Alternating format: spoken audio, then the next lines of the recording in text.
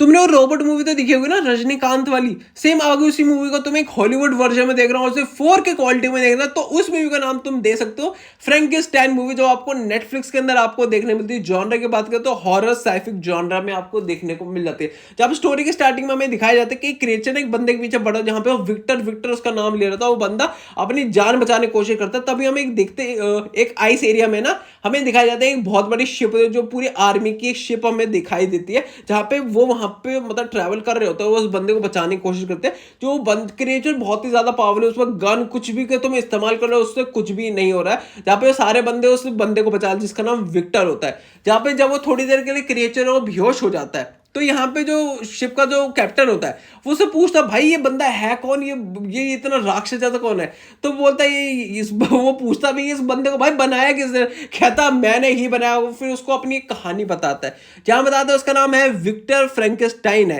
और स्टोरी के अंदर भी दिखाया जाता है कि ये ने बहुत बड़े रॉयल फैमिली से बिलोंग करते होते, जहां पे इनके जो फादर उस टाइम के सबसे मोस्ट फेमस डॉक्टर बताए जाते हैं, जिनका नाम लियोपार्ड फ्रैंकेस्टाइन दिखाया जाता है, जिन पर नॉलेज बहुत ज्यादा होती है। वो एक बहुत बड़े डॉक्टर भी रह चुके थे, पर वो अपने और अपनी बीवी से बहुत ज्यादा नफरत करते होते। और किस वजह से, क्योंकि आपने देखा होगा ना कि आपने जब पायरेट्स ऑफ कैरिबियन मूवी आपने देखी, जो पहले के जो ब्रिटिशर्स होते थे क्या होते थे, उनके बाल एकदम वो सिल्क की तरह एकदम सफेद बाल होते थे सेम, पर इन दोनों के बाल बिल्कुल भी नहीं थे, तो उससे बहुत ज्यादा नफरत करता था। तो एक मोमेंट क्या आता है, जब उसकी बीवी ना प्रेग्नेंट होती है और जब डिलीवरी का टाइम आता है, तो क्या होता है कि उसका बच्चा तो आ जाता है, पर उसकी बीवी बच नहीं पाती। और इस चीज का ना विक्टर को हमारे दिल में ना बहुत बड़ा मलाल रह जाता है कि उसका फादर इतना बड़ा डॉक्टर था, इतनी ज्यादा नॉलेज थी, पर उसकी उसकी माँ को वो बचा नहीं पाए। वो अपनी माँ से ही सच्चा प्यार, बहुत ज्यादा प्यार करता था। और जब उसे पता लगा कि उसकी माँ भी जा चुकी है, तो उसने अपने दिमाग में एक चीज बैठा ली थी कि मैं इतना बड़ा डॉक्टर बनूंगा, इतना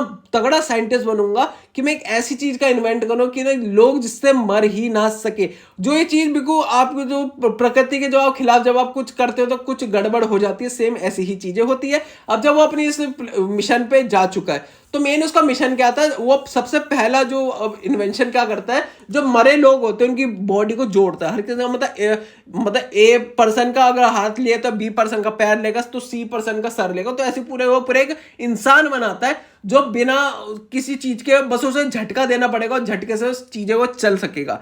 जहां पे पहले तो लोगों को एकदम मजाक लगता है, पर एक बंदे को उसमें पक्का भरोसा होता है। वो कहता है तू देखो जितना पैसा लगाना मैं तेरे पे लगाने के तैयार हूं, पर तेरे को सक्सेसफुल होना ही पड़ेगा। और उसकी कुछ कीमत वो कहता हूं मैं आगे जाकर तेरे से कुछ मांगूंगा, वो अभी नहीं मांगता है। तो फिर हमें दिखाया जाता है, एक नई कैरेक्टर से इंट्रोड्यूस कराया जाता है, एलिजाबेथ नाम की दिखाई जाती है, जो उसके छोटे भाई की मंगेतर होती है। और जिस बंदे उस पर पैसा लगा रहा है उसी का वो भाई होता है, ठीक है, मतलब एलिजाबेथ का भाई होता है, ठीक है, ये समझ गए तुम।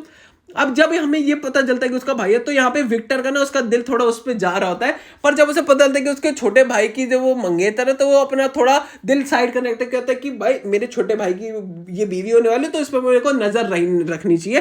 पर एलिजाबेथ भी थोड़ा उसके अंदर झुकाव होने लगता है। अब जैसे आपको पता है कि विक्टर अपने मेन प्लान के लिए आ रहेगा, तो उसे एक वो लैब भी मिल जाती है, जहां पे वो सारी चीजें इन्वेंट करेगा। जितने बंदे आर्मी मतलब वो लड़ाई में मरते हैं, उन सबकी वो बॉडी को कलेक्ट करता, सबकी चीजों को यूज करता, और एक अच्छे खासे क्रिएचर को बना भी देता है।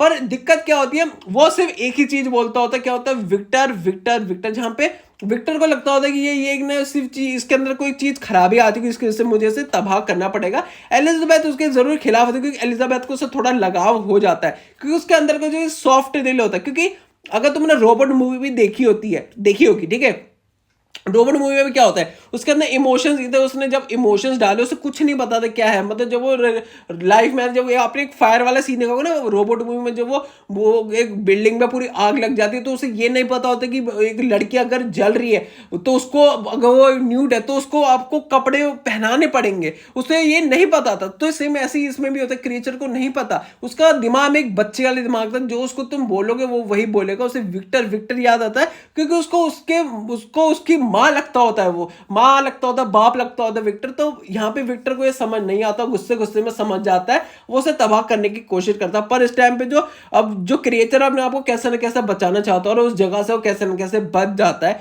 जहाँ पे वो बचाते एक फैमिली के पास जाता है, जो एक फार्मर फैमिली होती है, जहां पे वो उनके घर पे सीखता है। उसमें एक आदमी ना अपने ग्रैंड सन को ना कुछ अल्फाबेट सिखा रहा होता है, उस अल्फाबेट को वो बहुत अच्छे तरीके से लर्न करता है, रीड करता है, जिस वजह से वो सारी चीजों को पढ़ लिख सकता होता है। जहाँ पे जब सारी चीजें वो कर लेता है, तब उसको ना एक विक्टर का ना एक लेटर मिलता है। तो जब उसको पढ़ता है, उसको उसकी लोकेशन मिल जाती है। तो अब क्या उसका प्लान है कि भाई साहब उसको विक्टर को भाई गेम ओवर करना है, क्योंकि उसने विक्टर को जो विक्टर ने क्रेचर को मारने की कोशिश करी थी, तो अब उसका प्लान है कि वो विक्टर को खत्म करेगा।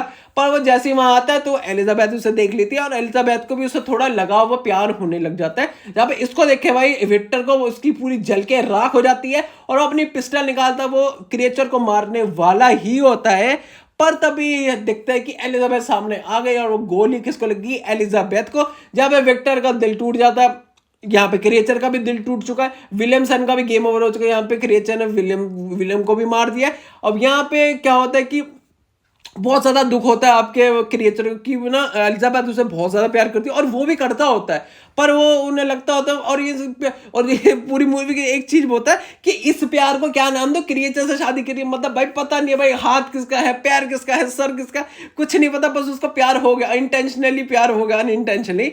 अब जब ये चीज होती है, अब यहाँ पे ना जो क्रिएचर है वो दिमाग में बैठा चुका होता है कि मैं तो इसकी जिंदगी पूरी की पूरी बर्बाद करने वाला ही। और ये वाली कहानी ये सेकंड पार्ट की क्रिएचर खुद सुना रहा होता है। अब आखिरी पॉइंट पे जो शिप में भाई ऑफकोर्स विक्टर वहां पे मर जाता है, जहां पे उसे बोलता भी होता है कि मेरा बदला यहीं पे खत्म हो गया। क्योंकि अब उस टाइम के बाद ना वो जो क्रिएचर है विक्टर को ना बहुत कुत्ते की तरह मारता है। मतलब पूरे टाइम तो उसे मारता है, जब तक आइस एज भी उसको नहीं मिलता है तब तक उसको कुत्ते की तरह मारता रहता होता है जब भी उसे मिलता होता है। और वो उसे खत्म कर, मतलब उस टाइम के बाद फिर वो शिप में वो विक्टर वहां पे खत्म हो जाता है, और वो क्रिएचर चुपचाप से वहां से चला जाता है। क्योंकि ऑफकोर्स उस विक्टर ने कुछ उसे ऐसा बना दिया था ना कि वो मर तो सकता नहीं। क्योंकि देखो तुम्हें पता है कि ना जब आपको कोई एक प्रॉमिस मिलता है, लाइक आपको कोई भी विश मिलती है, आप ये बोलते हो ना यार मैं कभी बूढ़ा ना हो सकूं, मैं कभी मरूं ना, ऐसी जगह। पर उससे बड़ा कोई एक अभिशाप होता नहीं। क्योंकि जब आपके साथ के लोग होते हैं या आपके दोस्त होते हैं, जब वो एजेड होते जाते हैं और आप एजेड नहीं होगे,